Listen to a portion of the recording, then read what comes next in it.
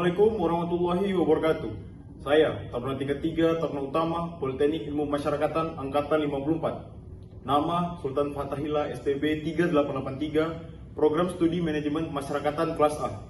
Di sini saya akan membahas tentang praktek pungutan liar yang ada di lingkungan Kementerian Hukum dan HAM, khususnya yang ada di lapas atau rutan. Praktik pungutan liar pada penyelenggaraan rutan dan lembaga pemasyarakatan telah jadi persoalan yang sistemik. Demikian disampaikan Institute for Criminal Justice Reform atau ICJR.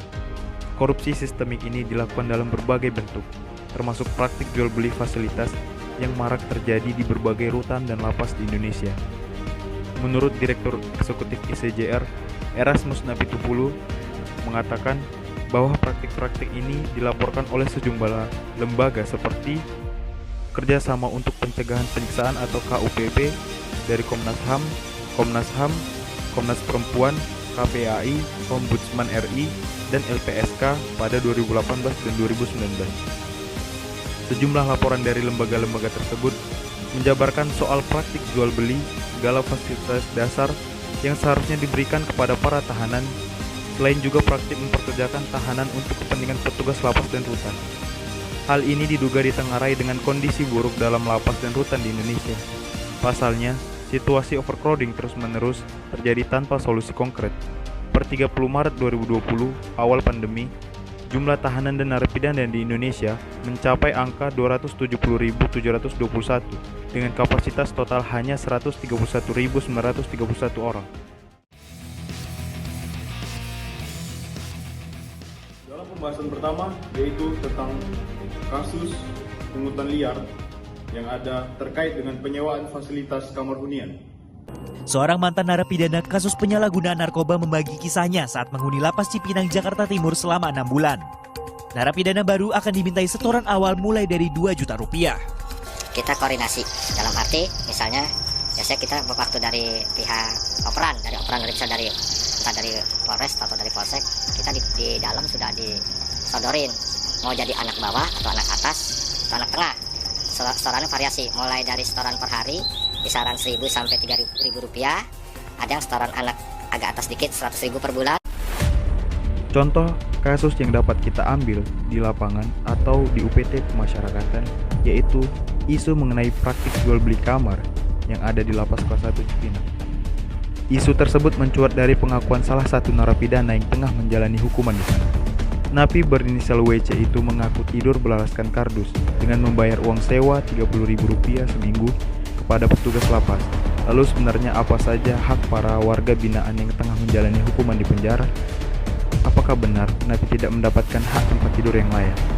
Hak bagi warga binaan telah ditetapkan secara jelas dalam sejumlah aturan, mulai dari Undang-Undang Nomor 12 Tahun 1995 tentang Pemasyarakatan hingga Peraturan Pemerintah Nomor 31 Tahun 1999 tentang Pembinaan dan Pembimbingan Warga Binaan Pemasyarakatan. Adapun beberapa daftar hak warga binaan yang dikutip dari website resmi Direktorat Jenderal Pemasyarakatan, yaitu melakukan ibadah sesuai dengan agama atau kepercayaannya, mendapat perawatan baik perawatan rohani maupun jasmani, mendapatkan pendidikan dan pengajaran, mendapatkan pelayanan kesehatan dan makanan yang layak, menyampaikan keluhan, mendapatkan bahan bacaan dan mengikuti siaran media massa lainnya yang tidak dilarang, mendapatkan upah atau premi atas pekerjaan yang dilakukan, menerima kunjungan keluarga, penasihat hukum, atau orang tertentu lainnya, mendapatkan pengurangan masa pidana atau remisi, mendapatkan kesempatan berasimilasi termasuk cuti mengunjungi keluarga, mendapatkan pembebasan bersyarat, mendapatkan cuti menjelang bebas, dan yang terakhir mendapatkan hak-hak lain sesuai dengan peraturan perundang-undangan yang berlaku. Dilihat dari kasus tersebut, Kementerian Hukum dan HAM tidak tinggal diam. Adapun upaya yang dilakukan Kementerian Hukum dan HAM untuk memberantas kasus pungli yang ada di lembaga pemasyarakatan, yaitu adanya good governance. Good governance merupakan sistem atau tata pemerintahan yang baik bisa diartikan menjalankan pemerintahan dengan baik oleh perangkat-perangkat pemerintah. Pada Kementerian Hukum dan HAM, dengan memberikan slogan "Kami Pasti" yang memiliki makna bahwa seluruh unit di bawah Kementerian Hukum dan HAM bekerja secara pasti. pasti sendiri merupakan singkatan dari profesional, akuntabel, sinergi, transparan, dan inovatif. Lembaga pemasyarakatan juga menjalankan prinsip-prinsip tersebut untuk memajukan dan membersihkan dari adanya praktik-praktik korupsi seperti pungli. Saber Pungli. Untuk Saber Pungli sendiri sudah dibentuk oleh Presiden Republik Indonesia yang mengeluarkan Perpres nomor 87 tahun 2016 tentang Satuan Tugas Sapu Bersih Pungutan Liar. Berdasarkan peraturan presiden tersebut terbentuklah Satgas Saber Pungli. Lembaga pemasyarakatan juga membentuk Saber Pungli yang bertujuan untuk memberantas pungli yang masih berjalan di lingkungan lembaga pemasyarakatan. Karena pungli sendiri memperburuk dan mencoreng citra lembaga pemasyarakatan. Selain itu, pungli termasuk merusak sendi kehidupan baik dalam bermasyarakat, berbangsa, dan bernegara, sehingga sangat diperlukan pemberantasan yang tegas untuk mampu menciptakan efek jerah. Selanjutnya, untuk meningkatkan kualitas sumber daya manusia yang baik, dilakukan perekrutan pegawai yang diadakan oleh Kementerian Hukum dan HAM guna meningkatkan kinerja lembaga pemasyarakatan. Perekrutan pegawai tentu saja melalui tahapan-tahapan yang telah ditetapkan sesuai dengan standar yang dimiliki. Tentu saja yang masuk mempunyai kriteria yang sesuai dengan aturan yang ada. Pegawai yang baik tidak hanya mereka yang cerdas, melainkan juga harus memiliki sikap yang baik. Sikap yang baik tentunya terbentuk dari pembentukan karakter sejak kecil.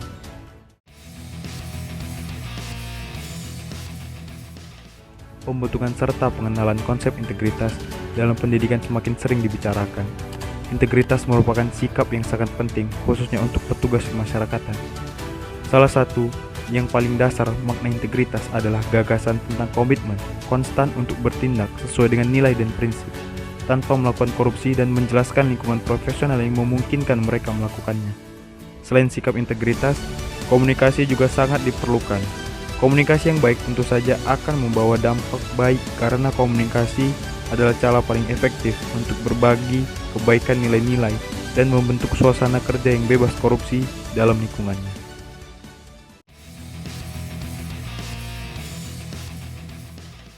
Sekian penjelasan terkait dengan praktek pungutan liar dan bagaimana cara kita untuk tidak mendekati hal-hal tersebut sebagai petugas pemasyarakatan. Kurang lebihnya saya mohon maaf. Wabillahi taufik wal hidayah. Wassalamualaikum warahmatullahi wabarakatuh. Audio Jungle.